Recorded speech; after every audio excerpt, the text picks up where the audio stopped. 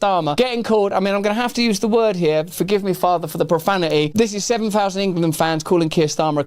Bearing in mind, in my country, that's not considered that rude. Last night, an anatomical word, which I can't use on Sunday morning. I can't use it. I can't say it. I can't look at it. I can't smell it. I can't touch it. I can't do a drawing of it. In a nation where leaders script every phrase and broadcasters polish each scandal, football grounds remain the final stage where honesty can't be silenced.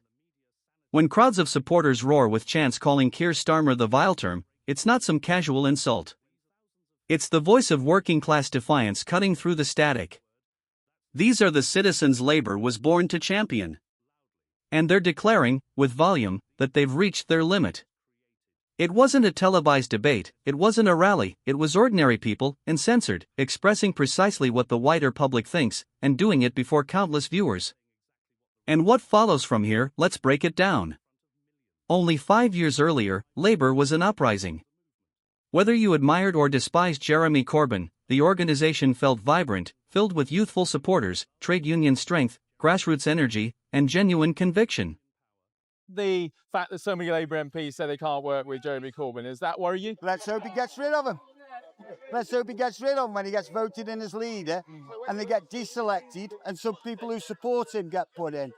All these people in the Parliamentary Labour Party are worried about are their tickets being thrown off the gravy train. Okay. They're going to get kicked off the gravy train. He's got the backing of all of his members, and somehow that should be enough. Okay, but I mean, they presumably don't think he can win an election. That's what they're worried about. He can win an election, definitely. He's got all of us behind him. Keir Starmer arrived with vows of harmony and renewal. Instead, he executed a boardroom takeover. He reshaped a movement of citizens into a marketing apparatus. The supporters who shouted the slur aren't merely ridiculing him, they're grieving a deception.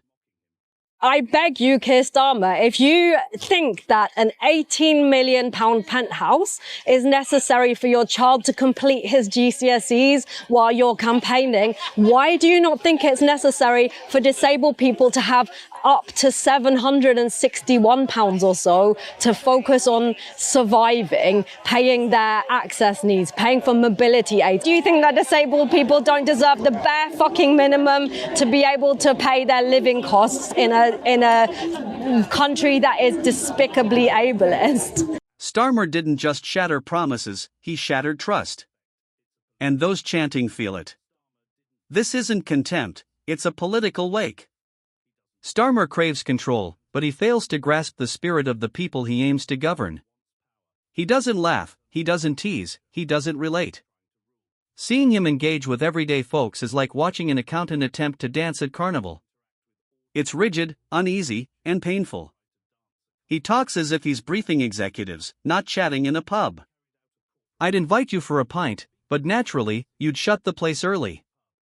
I'd like to take you down to the pub, but of course you're going to close them early. This is nonsense. You told us on July the 4th you would tread lightly. We're going to have junk advert bans. I won't be able to smoke outside Twickenham. I know you don't, but you won't be able to smoke outside the Arsenal. And I can't even take you down the pub, or we have to leave early. So this is not government policy. I'm glad that you are the first to get this from me. This is not government policy. Right. We are not going to do it. We're not going to do it. Yet he still acts like he's one of the crowd. So when football supporters shout the slur, they're not simply being crude. They're saying, you don't fit here. Stop pretending you do. You can't manufacture authenticity. And the stands won't let you fake it. Starmer's way of leading is icy, strategic, and emotionally hollow. No drive, no vision, just buzzwords about control and composure. But citizens aren't formulas. They crave passion. They crave belief. They crave a figure who truly feels. Starmer's Labour doesn't ignite, it dulls. And in that emptiness, resentment builds. The insult wasn't only fury, it was feeling, finally escaping. Starmer wants to seem dependable, but dependability without warmth is worthless. People don't recall leaders for being cautious. They recall those who stirred emotion. And right now, all Starmer provokes is disdain.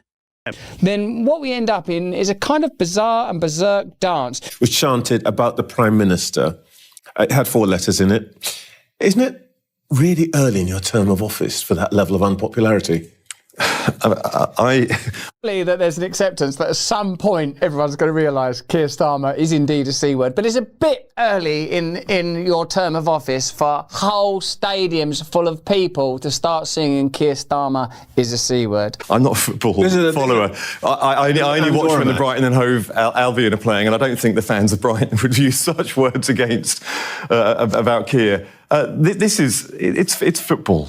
It's football chanting. It's part of the. Is it not part of the spirit of the game? Spirit of the game. It's really interesting and fascinating. I spent some time in the UK, and it's a divided country, like yours is too, I suppose, as evidenced by these riots. The UK is in serious and significant decline and disorientation. I don't think people even know where to direct their attention, let alone their optimism. Before we go any further, tell us, are you enjoying this video? If so, please like, share, and subscribe to our channel for more in-depth coverage of the seismic shifts transforming British politics. Let's move on. The established press tried to hide the moment, but clips of the chant still exploded online, racing through TikTok, Instagram, and X faster than any Labour announcement ever could. You can't bury something this genuine. Starmer's advisors are hoping silence will smother it, but they're mistaken. Each effort to erase it only fuels its reach. Because once people see that journalists won't echo what they feel, they build their own platforms. And those voices are now drowning out briefings. The slur wasn't random, it was a signal of something deeper, the breakdown of faith in the entire ruling class. People are crying out for change across the country. They think that the Tories have failed. They can see that most things are broken. They look at the Labour Party and see a changed party. And last night, people who hadn't voted Labour before went out and voted Labour. So I'm very pleased with both of those results. But there is more work to do. There's a long way to... But there's still ground to cover. There's a long road ahead. People watch Starmer and see a man who says one thing, then acts differently. Someone who pledges change, then blames conditions when he fails to deliver. Someone who claims to champion labourers while endorsing restrictions on strikes. People aren't naive. They've noticed. And they've stopped pretending. This isn't left against right anymore. It's the truth about performance. And Starmer's on the losing side. At the moment, the chant lives online and in arenas. But what if it erupts during a live discussion? Starmer thrives behind screens and rehearsed interviews. Yet he's never met raw, spontaneous pushback in real time. And when that moment hits, he'll be unprepared. His entire approach depends on avoiding conflict. But chants don't schedule meetings. And the electorate he's dismissed for years might just Thank you, Conference. True democracy is citizen-led. Politics needs an update. We demand a people's house. We demand a people's house. We are in crisis. We are in crisis. Our whole future. Definitely.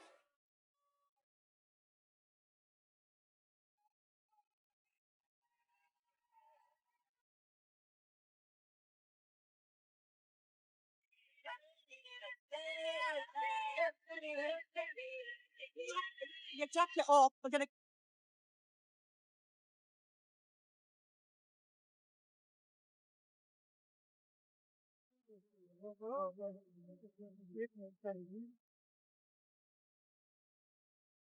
Thank you, Conference.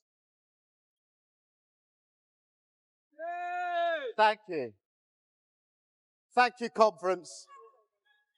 If he thinks that bothers me, he doesn't know me. Yes, it's harsh. But it's also genuine. The slur chant might soon evolve into something larger. A disguised revolt against political plasticity. Just as Let's Go Brandon became a stand-in for America's disappointment with Biden, Starmer as the slur could emerge as Britain's shout of exasperation with hollow leadership and imitation opposition. Not a policy argument, a cultural rejection. It won't appear on campaign posters, but it'll be etched into pub walls, murmured at rallies, yelled at gigs. Because once a leader forfeits respect, mockery is all that remains. And that ridicule is spreading fast. Mr. Speaker, if he wants to know what Conservatives would do, he should resign and find out. Until then... I'll decide when there's more. Mr. Speaker, until then, I'm the one asking the questions. There's a petition out there, 2 million people asking him to go. Yeah. He's the one who doesn't know. He's the one who doesn't know how things work. It is not government that creates growth, Mr. Speaker. It is business. His employment secretary, I don't see her here, she wants more young people in work. But businesses say they are cutting jobs because of the Chancellor's budget. His Deputy Prime Minister, she is not here. Her employment rights bill will stop businesses hiring. That's what they say. The CBI said on Monday that the dots of the government's policy don't join up. They're right, aren't they? Mr. Speaker, on Monday she said that she wouldn't reverse the increase in national insurance. Yesterday, on their legacy legislation, their predecessor, they couldn't decide what their position was. Today, they've launched a policy commission asking other people to give them some ideas for government. And she talks about a petition. We had a massive petition on the 4th of July in this country. We spent years taking our party from a party of protest to a party of government. They're hurtling in the opposite direction. What a load of nonsense, Mr. Speaker. Yes. We had a... What a pile of rubbish, Mr. Speaker. It's not only that people are furious with Starmer, they're drained, weary, ground down by the constant loop of loud promises and silent failures, of bold claims made and quietly forgotten, of watching a man climb to authority by faking concern and then doing nothing except overseeing decline. The football crowd didn't organize a protest. They simply responded. Honest, raw, unfiltered. Starmer is called that slur because it's what you say when someone's had endless chances and wasted every single one. So no, this isn't an outrage for the show. It's not just a viral flashpoint. It's exhausting. It's what happens when a man keeps falling short and still expects applause. The nation's drained, and they've stopped being courteous about it. How many times must a figure fail before we stop calling it leadership?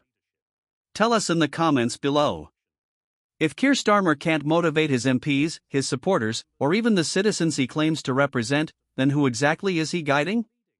Want to see more videos like this?